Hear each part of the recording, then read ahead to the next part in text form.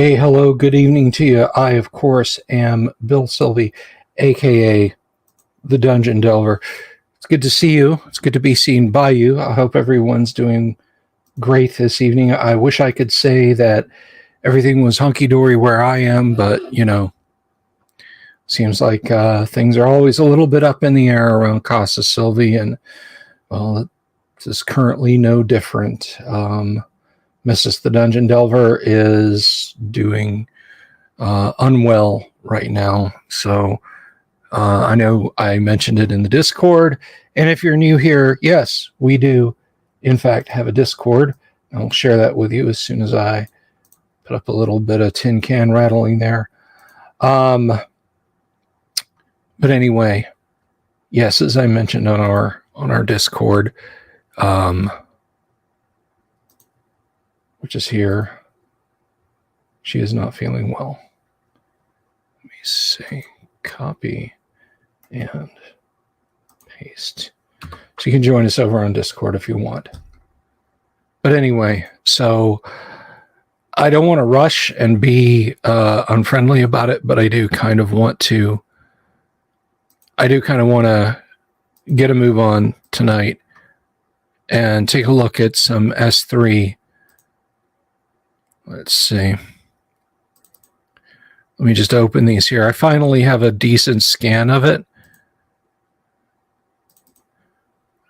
I just broke down and am using the new PDF and not the ancient one that I got back in, I guess it would have been 2007 that Wizards of the Coast was first selling, Wizards of the Coast through Bastion Press was first doing these. But anyway, if you are new here, welcome. We try and have fun every night on the live streams, and we do deep dives of AD&D stuff. Sometimes, like on Tuesday nights, we play first edition AD&D, and we have a lot of fun doing that. And then, there's times when we dig into other role-playing game systems. Like, for example, we've talked about classic Star Trek, and Jack Photon has sent us some cool classic Star Trek swag.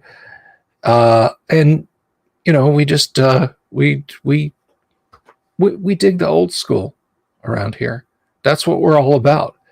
You can go anywhere on the web, anywhere on YouTube you want, and find people talking about 5th edition,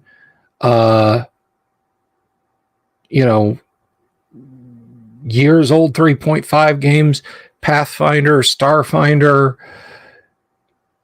new versions of Call of Cthulhu, but I like to think that we have our own little niche here where we can sit and crack open a classic D&D book. And maybe you're new to classic D&D. Maybe you weren't even around when AD&D rolled out and then was unceremoniously rolled away, but you want to learn about it. Well, I hope you can pick up a few pointers tonight as we look at a classic module, and it's a cracker, as the British say. It is a cracker.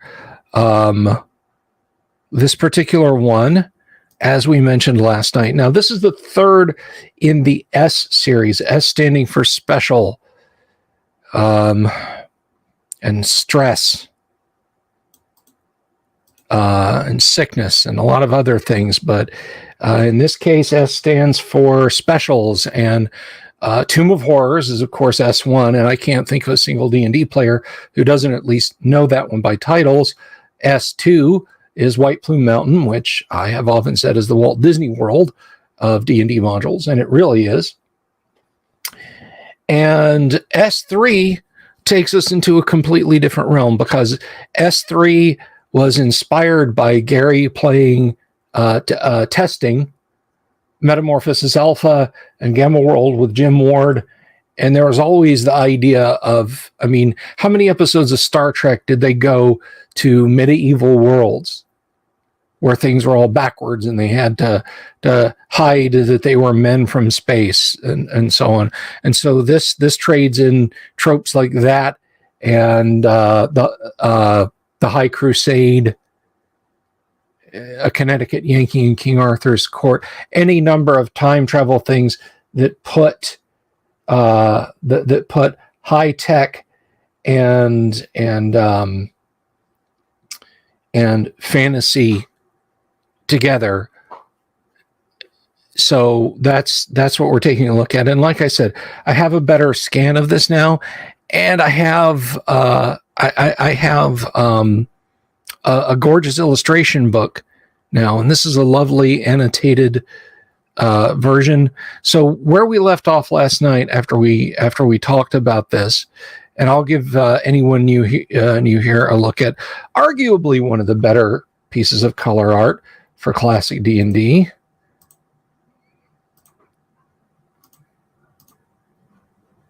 And that is this beautiful cover by Errol Otis. This certainly tickled my imagination quite a bit when I saw it sitting on the shelf there at Zayre's back in 81 or 82.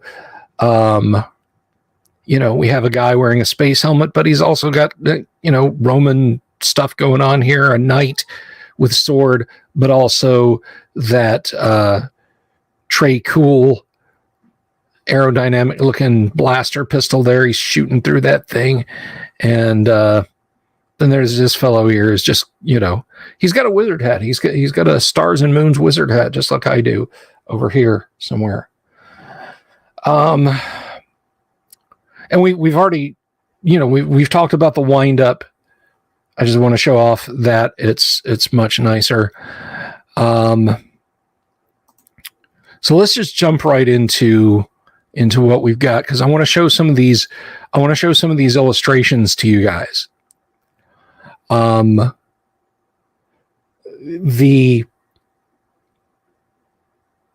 illustrations that come with this module now S1 had beautiful black and white illustrations in it, and the original Tomb of Horrors also had great black and white illustrations in it, done by Tracy Lesh. That was the unpublished Origins Tournament version. But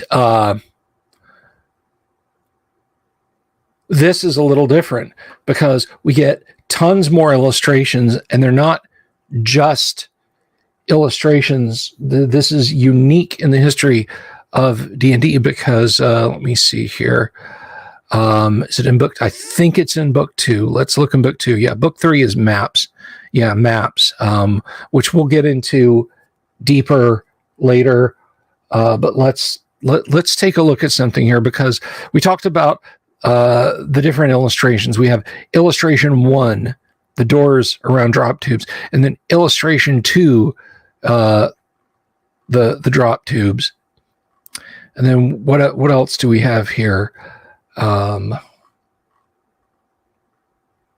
It is pretty soft like that. Yes, you're right.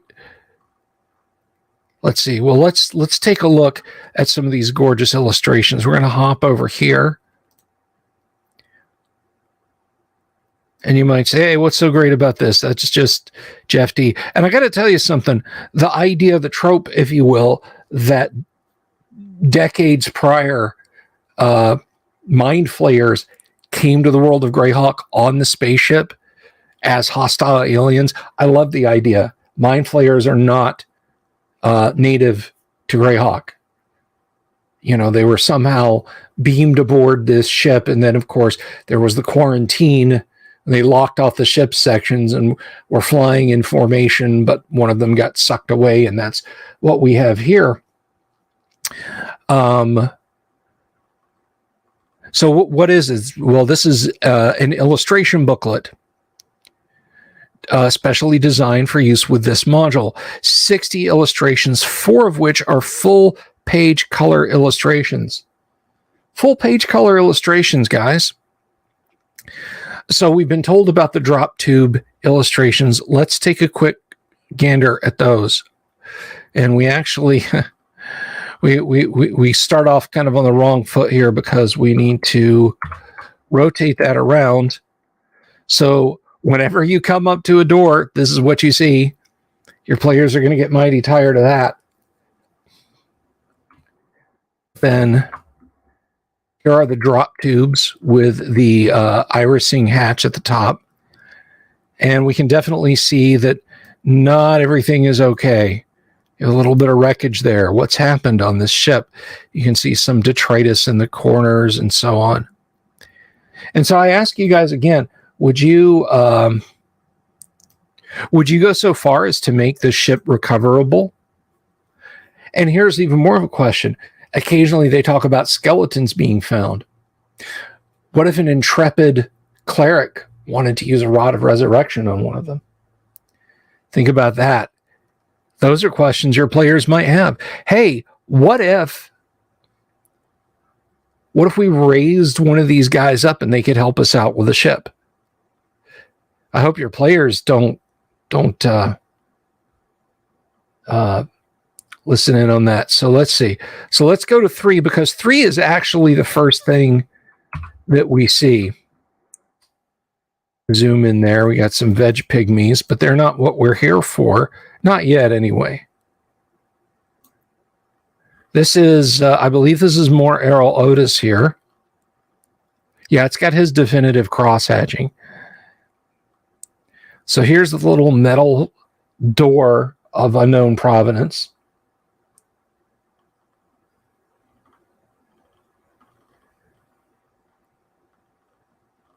And then we have the sides of the ship curving up here.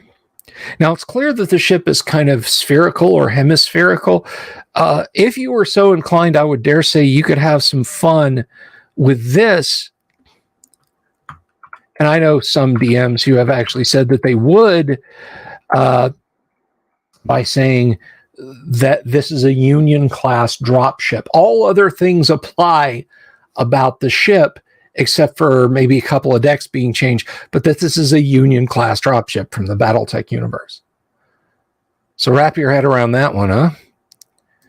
Okay, so we have some other illustrations we can look at.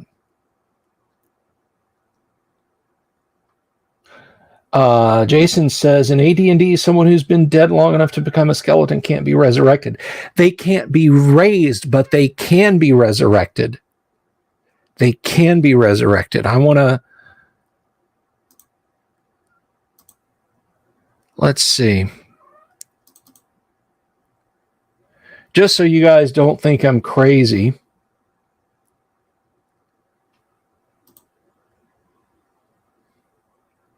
Russell, S1 and S3 did. S1 and S3 did. Wizard and an awesome Here I Go, or Here I Come. Let's see. Oh, that's done. That's the, let's see. I wanted the player's handbook. We'll look at some of those illustrations more in just a minute. But maybe this is a learning moment for me.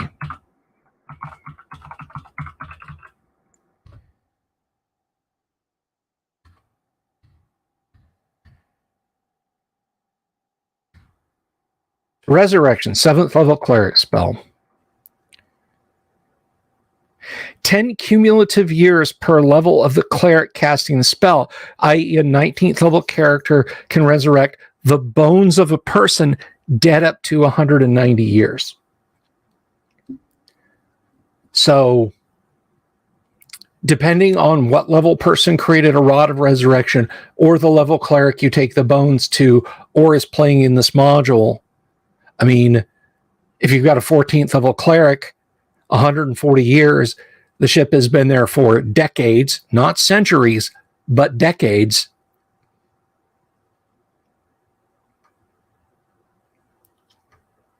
DM stops to look it up. Undead can be destroyed with resurrection, Robert.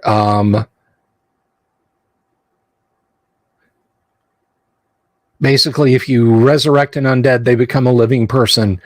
And I would deem that they would lose vampiric powers, lich abilities, so on and etc. It's an interesting spell to use on the offense.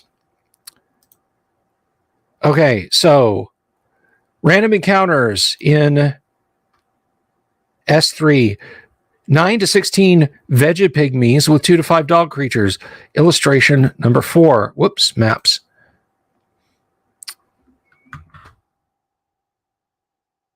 There we have some veg pygmies and veg dogs, which sounds like something you get in the meat-free section at your local market, but I promise it's not.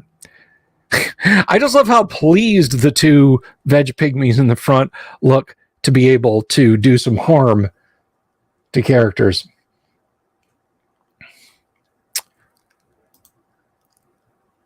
Police robot illustration number 5.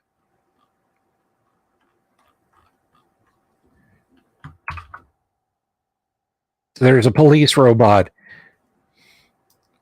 Tentacles, claws, and all. I would be tempted to obey the ship rules if I knew that thing was lurking around looking for me. If I broke them.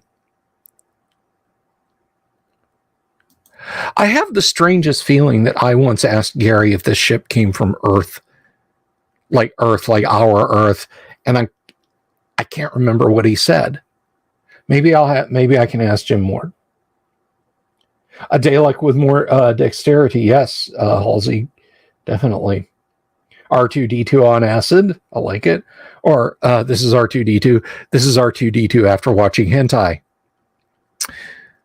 A worker robot, illustration 6, which I think we got to get an eyeful of. Yes. Playing piano, metal jazz hands, and a laser duck bill. You know, it's funny. We consider visual futurists like Sid Mead and Dwayne Luce and even Ralph McQuarrie, and how clean and probable their designs look. Nilo Rodiz Jamiro, and then Errol Otis. Don't think his science fiction illustrations stopped there. If you're fans of the Star Control universe of games, Errol did much of the spaceship design in StarCon. Oh, good catch, Jack. Yeah, some Seven's Arc 7 going on there. Little battle of the planets, and who doesn't, right? But we have new illustrations of Vegapygmies also. That we can look at. Illustration 7. Illustration 7. Again, a Vegapygmy who seems just as happy as can be to meet you.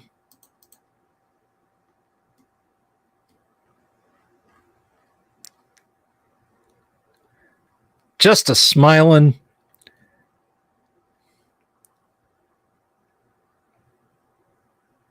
Thank you, Jason. I do appreciate that. I do appreciate that. I appreciate everybody who helps out.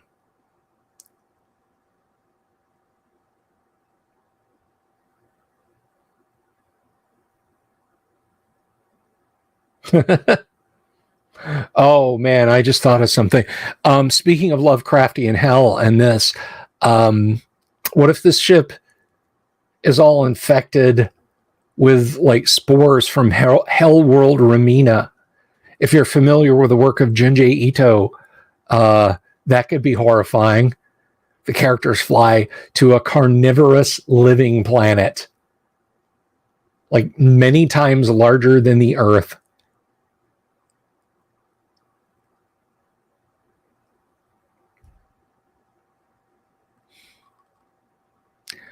I'll see you on Healthy Pizza.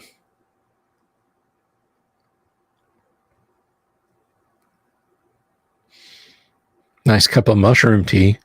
And note, this is kind of a nice touch.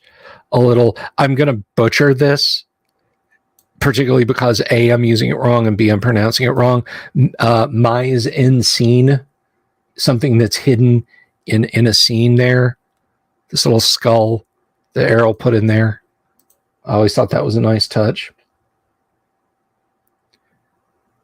So those are the illustrations you can throw at the players when they're out are in, I should say, exploring the ship.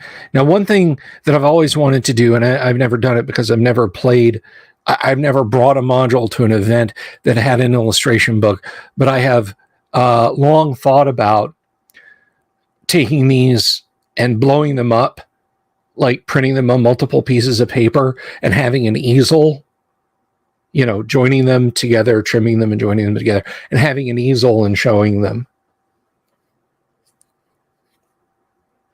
Mise en scene. Okay. Thank you, Jack. See, this is what makes this channel great. You guys are smart, and I don't have to be. I can say, he's an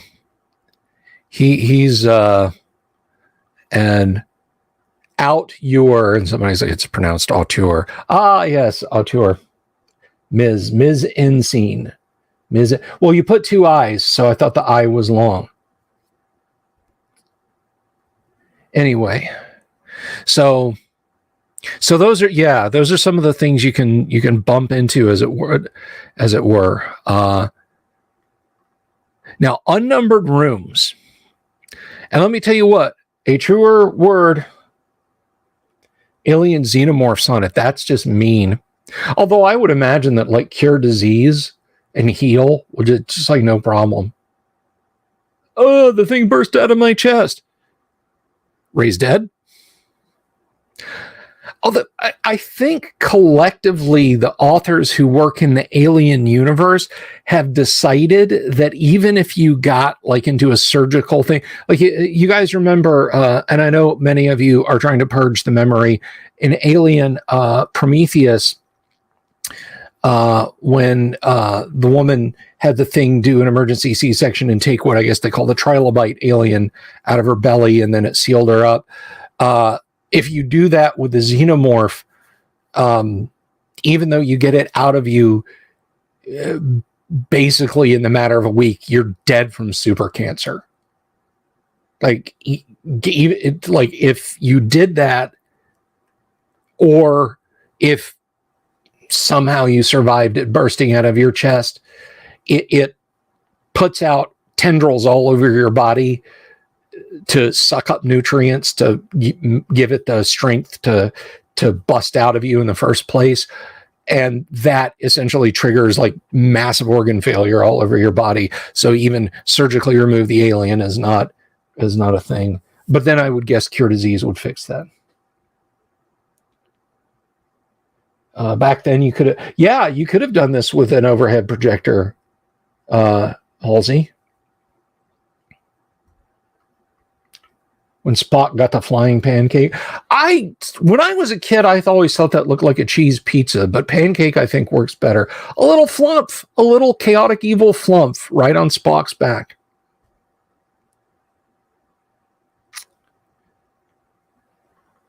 Okay, so, but yes, there are unnumbered rooms.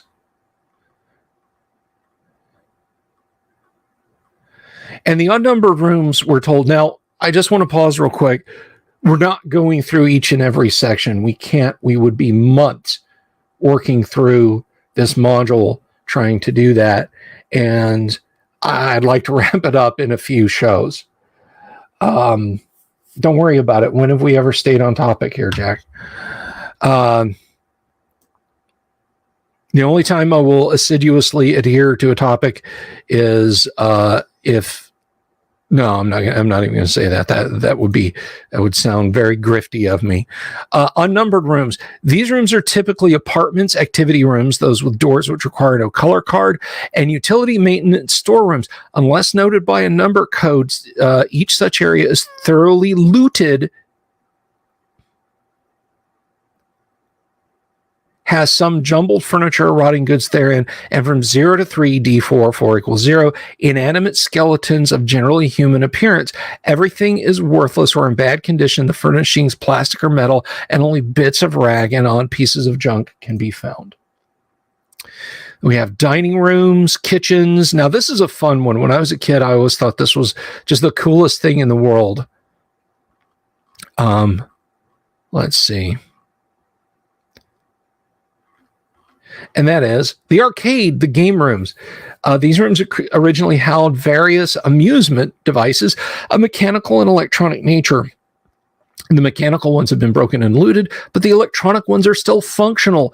If the party members have any of the coinage used on the ship, they can get rid of it here, shooting at spaceships, monsters, etc. You may optionally include any sort of gambling devices you wish here, slot machines, blackjack, etc. How you run such games is strictly up to you. Describe machines as brightly colored boxes with various slots, buttons, wheels, weapons, etc. as component parts. There are also several standard shooting gallery games here. These include guns with handles bolted to tables, others with cables coming out of them, and various things like this. Players should be told that they are mysterious metal-shaped objects unless they have found such weapons or have encountered creatures using them. In this case, they should be told they see more objects similar to those they have already seen. If any character spends a turn or more practicing with these shooting galleries, trying to learn how to handle them, this should be specifically stated. They may be allowed a -1 on their die rolls to the charts when attempting to learn how to use a similar weapon. And that brings us to another point. And we're not skipping ahead in counter areas. I promise we're not. But we need, I want to look at that real quick. Let me see. Is it in here? I think it's in this one. Let me see. Miscellaneous device data. Okay, so we have some of the high-tech gear, which I know you guys are here for, and we'll go over that. Is it here? I feel like weapons data. That blaster. When I was a kid, this blew my mind, and I thought this was the coolest farging thing in the world. Over your shoulder, behind your head, with that weird handle. What kind of screwed up ergonomics where you literally have to fire the weapon like this? That's U.S. Army level of screwed up. Okay. Now, when I saw these and I was a kid, I thought this was the most wild things. These charts, oh my God, look at these charts. If you want to use a simple non-lethal item, a power disc, a wound healing canister, a portable spotlight, language translator, atmosphere analyzer, or anti-gravity belt, you have this chart. You start by rolling a D10. Yeah, worst selfie stick ever, Praxis. Good call. You start by rolling a D10 and you move around this table. And there's 3 outcomes. You figure out how to use it. You waste a charge from a disc. Or you destroy it. Over the shoulder, or ogre remover, definitely, Halsey. Or you destroy the item. That's it. Now, complex non-lethal items, you can waste or use a charge twice, or you can destroy the item. Simple lethal items, you can use or waste a charge, finish, destroy the item, or the user is injured by it. Discharged person is hurt. Complex lethal items, look at this one. 2 use or waste a charge outcomes, a finish, an item destroyed, and a discharged person is hurt. And items using this chart are only power armor and the blaster rifle.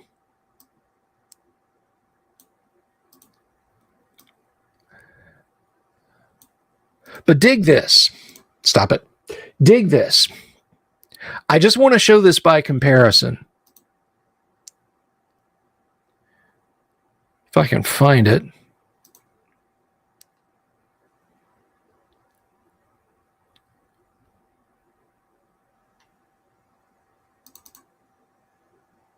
Just check this out real quick.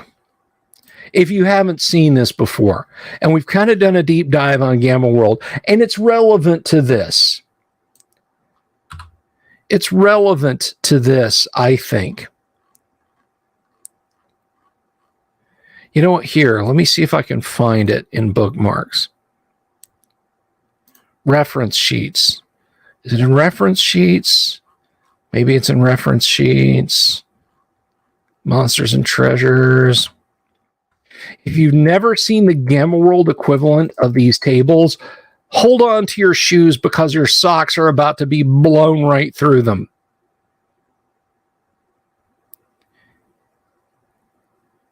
This is pretty far out.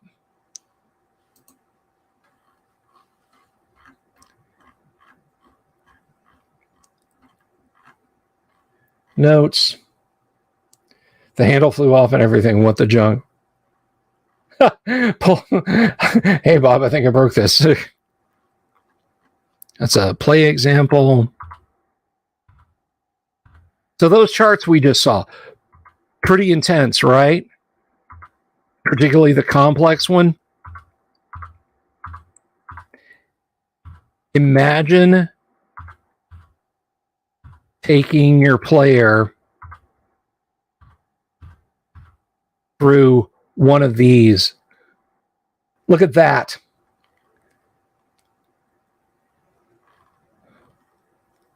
Even the simple one is way more complex. So if you've never seen the Gamma World charts and you're looking at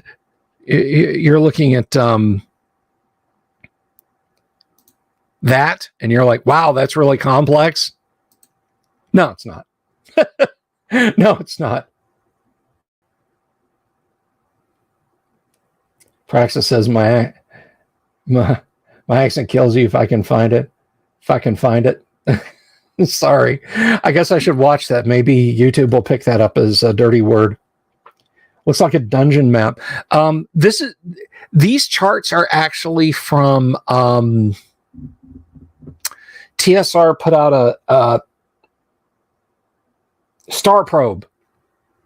TSR put out a war game called Star Probe. These are star charts from Star Probe. I played Gamma World a couple times, never saw that side of it. Yeah, it's pretty intense. And those skulls and crossbones you see indicate lethal effects of doing stuff. Yes, you can even die using a simple item in Gamma World. Yes, AWIG, a lot of coders who work in pseudocode and flowchart out their code very much do things like this.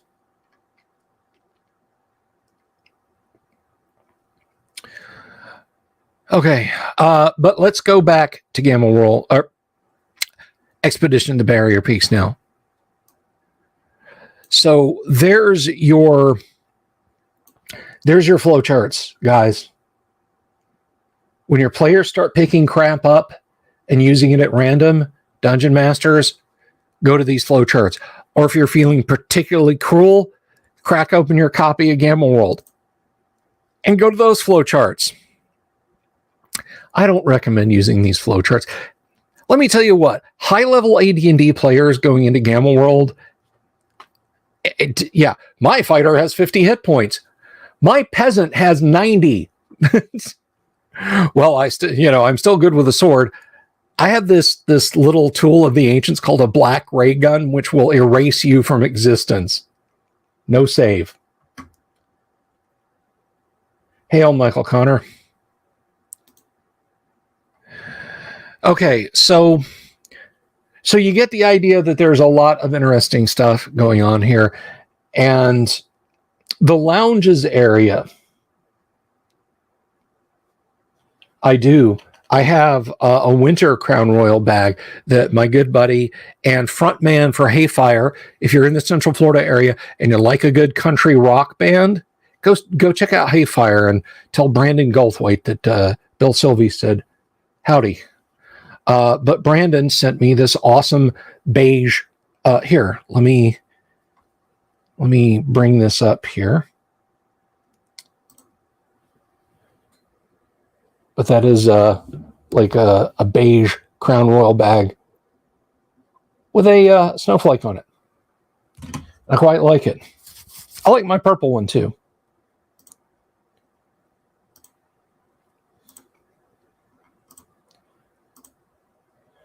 And there we go. Back to the module. Well, if I'm going to an event, lots and lots and lots and lots and lots and lots. Here at the house, I use a digital die roller, or I just have dice lying around in various places, but it's nice to have.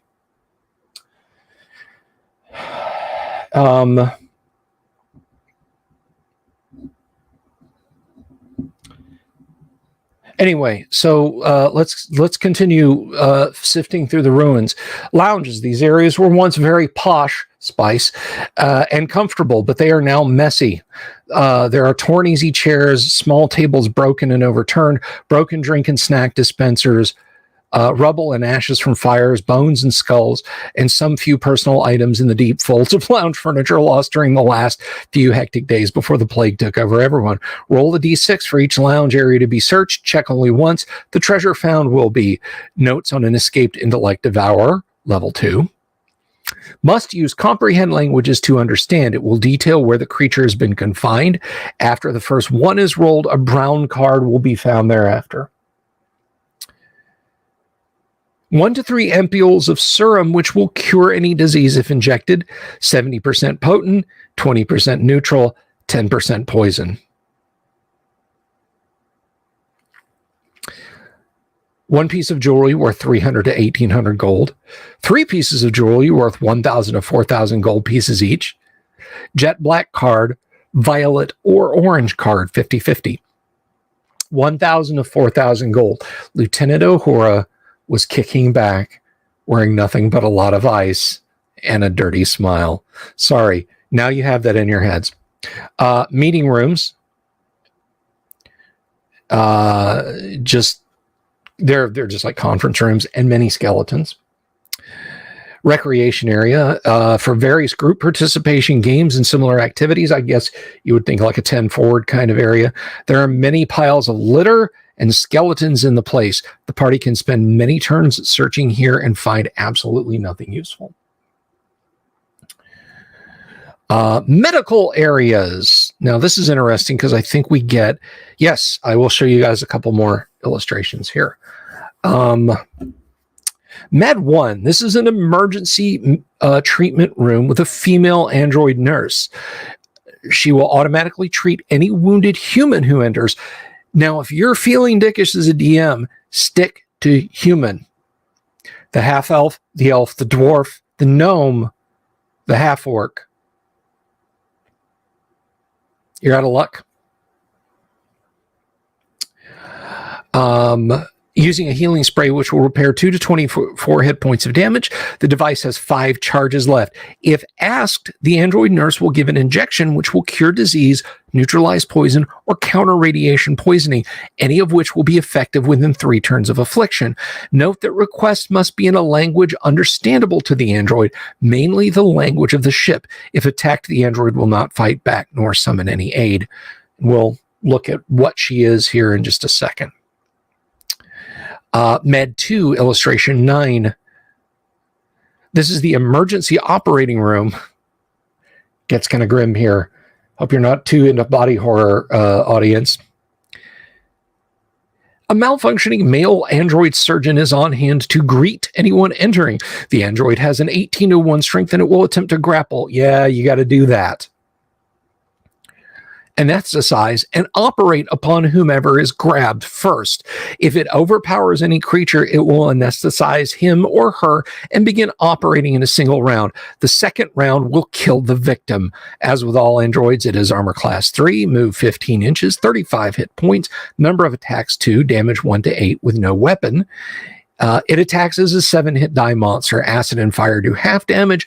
Lightning and similar electrical attacks not saved against will short the android out. At 7 or less hit points, there's a 50% chance per round that it will cease functioning. So let's bop on over there.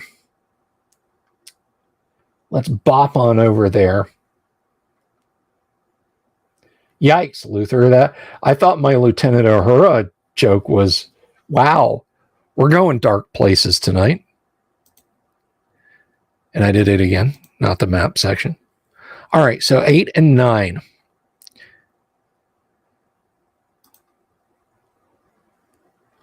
So that's illustration 8. There's your male surgeon getting ready. Yes, just come in here and scream in pain. Yes, let's see. You are number 9. And back over here on the previous page, I appreciate that they preserved the staple layout of this, but I kind of wish they haven't. We have rocking the awesome Betty Page haircut. We have the female android. Now, she is just hanging out, waiting for characters to wander in who are injured. Too bad the android can't throw a psyche eval at the players and demean them into submission. This does tell us the people on the ship were human. Yeah. Like the medicine packs before, it might be good for people, but it's poison to everyone else, and the nurse wouldn't know there's a difference. But anyway, there are stats for her. Him, them. Let me see if I can find that. Androids and robots. So you can find a lot of these on the ship, not just in those two medical areas. Androids, armor class 3, move 15 inches, 7 hit dice, 35 hit points standard, number of attacks, 2 damage per attack, 1 to 8, 1 to 8. And then we have special attacks, defenses, magic resistance, average intelligence, alignment neutral, medium size. Now, their average intelligence, they're powered by AI. The nurse has literally been sitting in there for decades. Obviously, she didn't know what to do about the disease running amok. But she's there. She's on the ship. And there are other androids who might be completely functional that your party could encounter. DM, what do you do if your party wants to take them off the ship and have them accompany the party?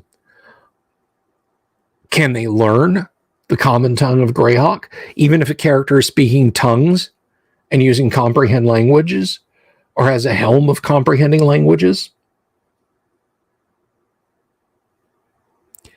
So you might have a character inadvertently create a legend of a deathless human.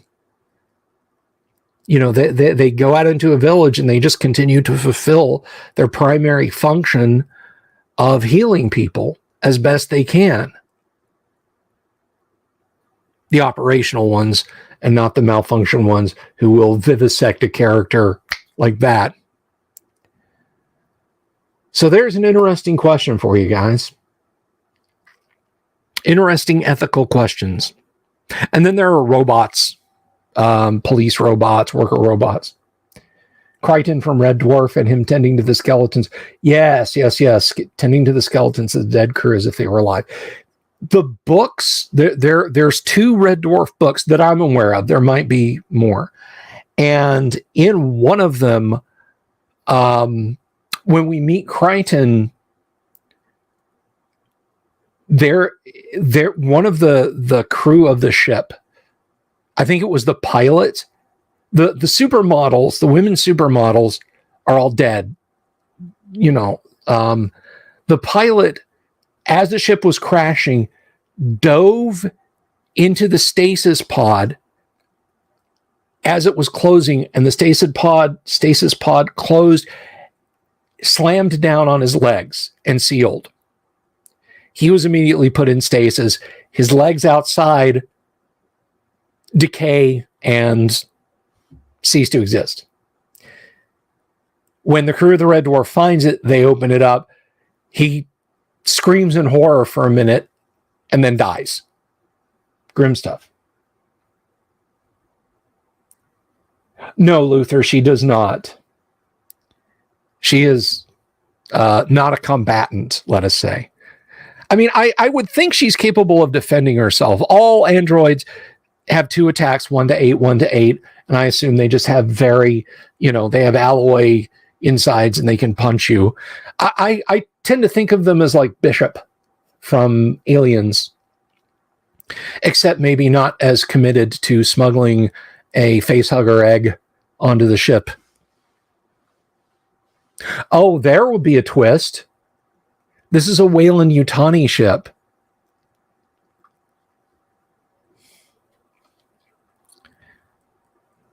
But there are your androids, and we'll get into that a little bit before we go back to rooms.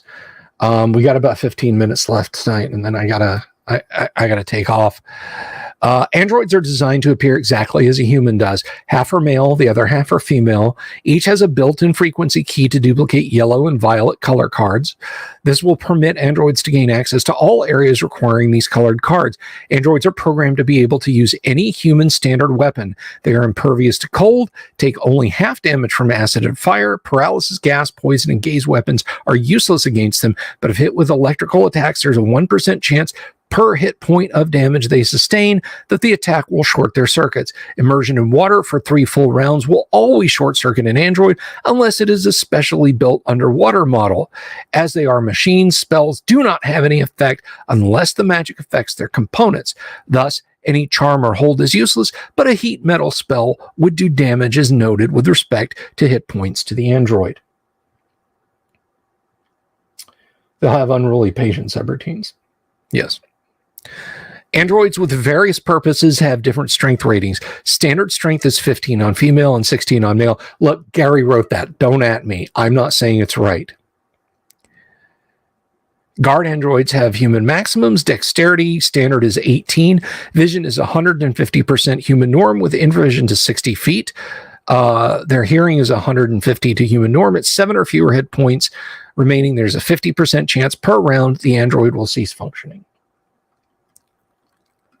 So remember all the way back months ago, this may have even been before we topped over 1,000 subs on the channel.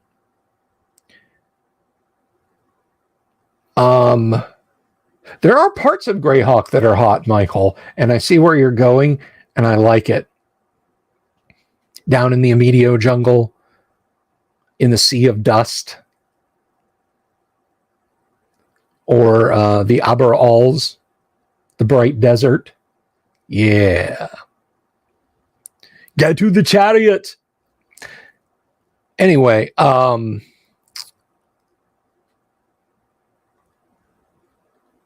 was I talking about?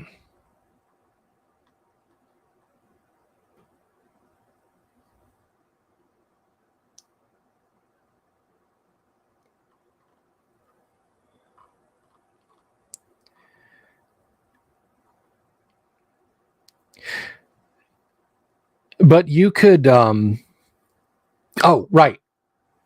Months ago. Thank you, Praxis. I had a senior moment there. We were talking about original D&D. In original D&D, under playable races, it says, oh, just about anything you can think of. Androids. I hate to use this word because it comes from 3E, but I think you'll understand. Here's a template for androids in AD&D. If a character was really insistent, you could say, okay, you don't know how you got on this world. You've just been wandering around for a while, picking things up. Android character. It'd be a little OP, just a little bit. But there we go. Now we're gonna go back a ways.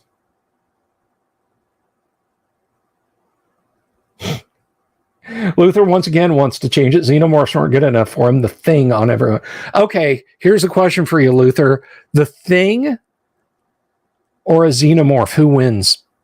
I mean, humanity loses, but think about that for a minute. The Thing versus xenomorphs.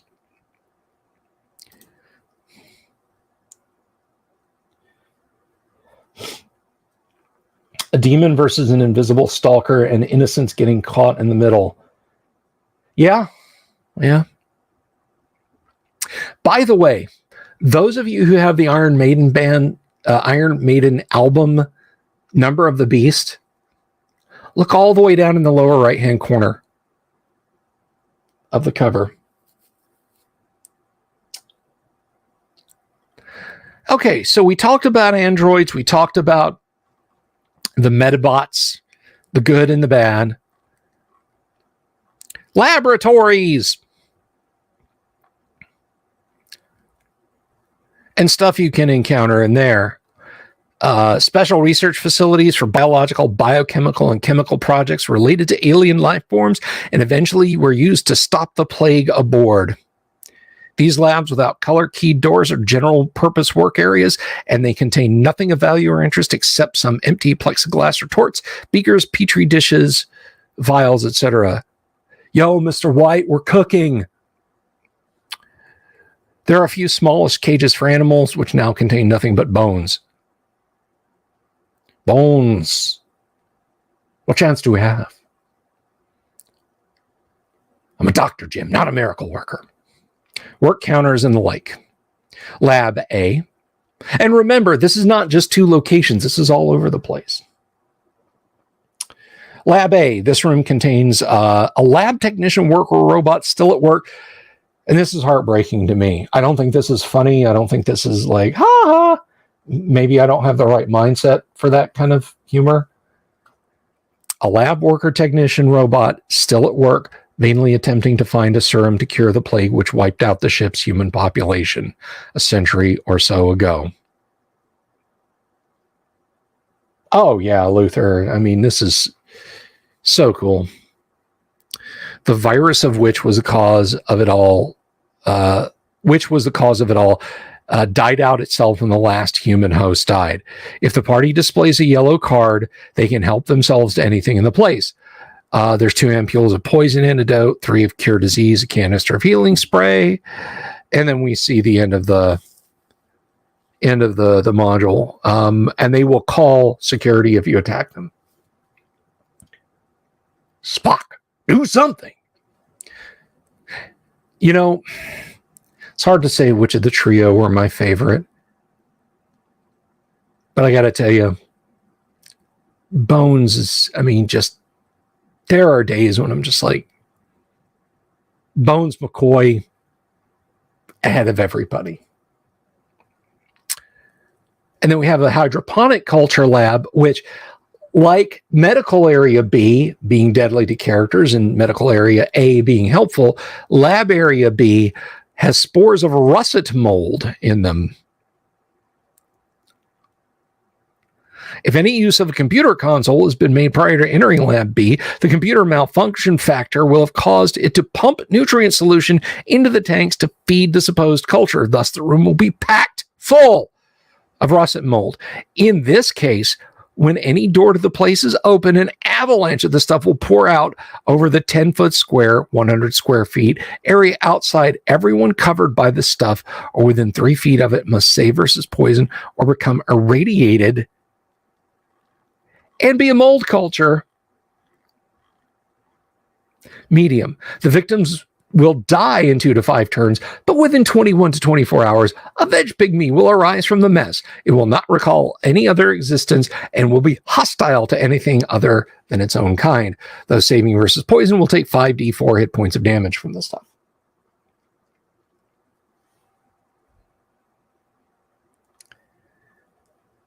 Lab C, a number of chemicals are stored here.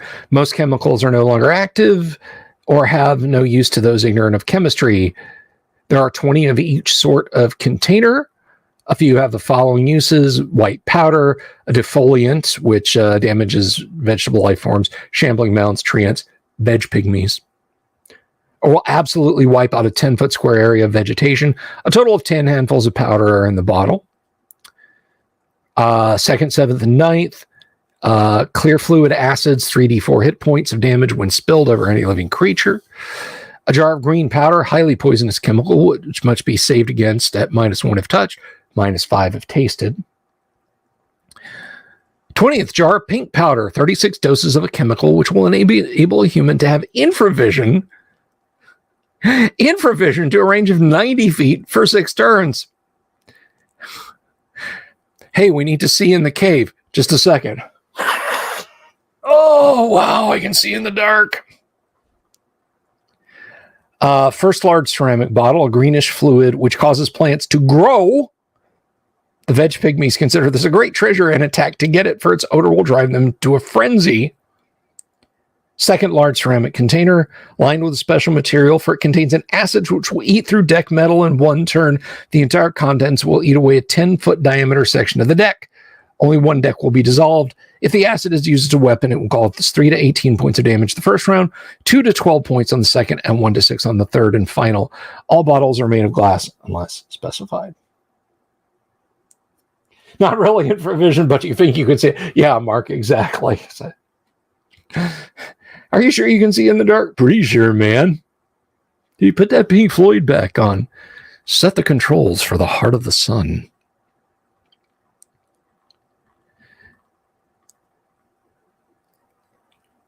And we'll wrap up with looking at the library. It's not in terrible shape because there's nothing of interest to it to the veg pygmy folk. The worst looters, of course.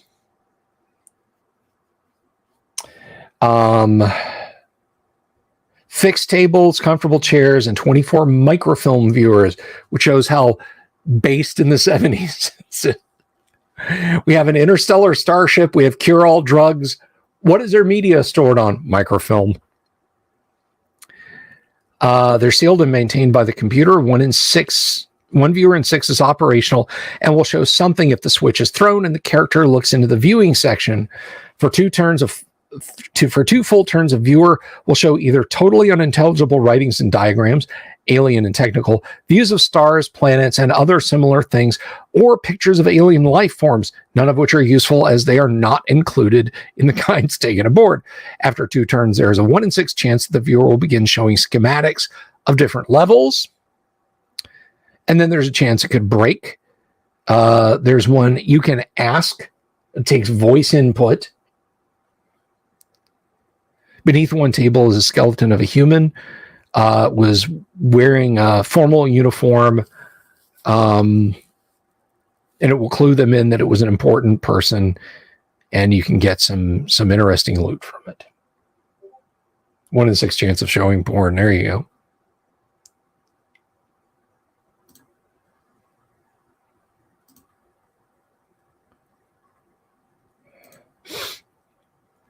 So, sorry about that. Had a PM. So yeah.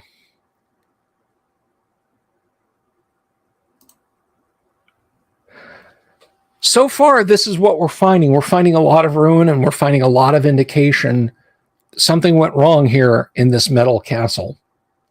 What will we find when we dig further? Well, tune in tomorrow night to find out, because we have to go deeper. Now, as I said before, we're not stopping and looking at everything. I know we have looked on these pages at everything and just kind of skimmed over them. But honestly, this is probably 20-some pages of text, and we're not looking at each and every line of dialogue. You guys didn't come here to hear me just read this stuff off.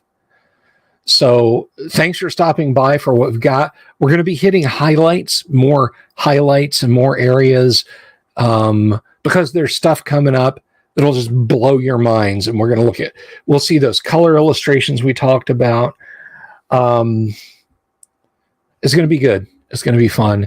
So stop back by. If you're new here, please click that subscribe button, click that bell icon for notifications.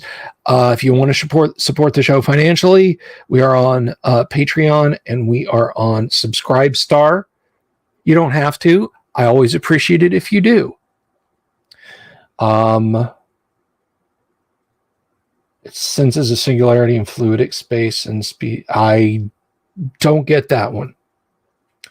I will give them your best. Thank you, Praxis. Yes, I appreciate that. I said as much before I started tonight's stream, and she said to say thank you.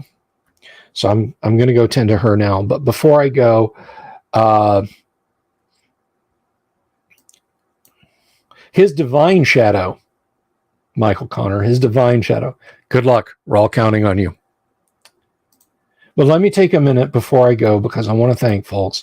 And I want to say thank you to Joshua Garlock, Lord Corion, Ricky Maru, Mobius, Kevin Reynolds, my buddy Doomsword, Mark Simpson, Damien247, James F. Keck, William Smith, The Dungeon Minister, Manny Wall, Mark Corey, Kevin Wood, Todd Sharp, Carnivore Farmer, Rob Expletive Deleted Ulysses, Jeremy Rule, Bo Ganora, Mikey Mank, Sky Hernstrom, Pete Sullivan, and John David. And I just want to point out, we did, in fact, have an extra crispy sighting today. Yes, that's right. On the Discord today, we, in fact, did see Manny. So I was very happy to see Manny. So thank you all, everyone. You guys have an absolutely wonderful evening. I'll be back tomorrow, and we'll continue on. Peace out. Good night.